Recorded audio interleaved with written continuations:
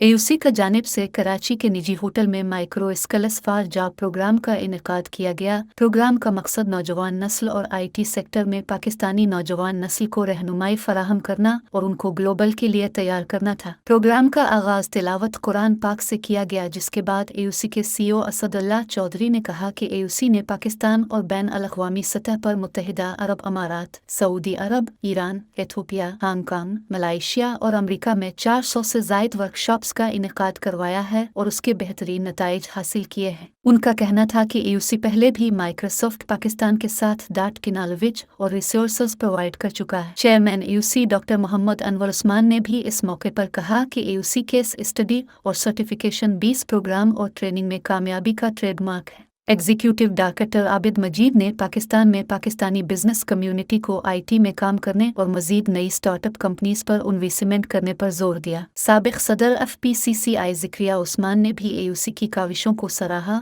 और business community को जोर दिया कि वो एयूसी के साथ मिलकर पाकिस्तान में टेक्नोलॉजी के फ़रोग़ के लिए काम करें। Education lead Microsoft Jibran Jamshed ने भी इस मौके पर कहा कि माइक्रोसॉफ्ट टेक्नोलॉजी को अडॉप्ट करने की ज़रूरत पर जोर दिया। Director NSTP doctor Shoaib Arif ने साइबर सिक्योरिटी की अहमियत और अडॉप्शन पर बात की। PwC के एग्जीक्यूटिव डायरेक्टर सैयद अब्दुल कादिर ने भी साइबर सिक्योरिटी और ग्लोबल चैलेंजेस के हवाले से बात की।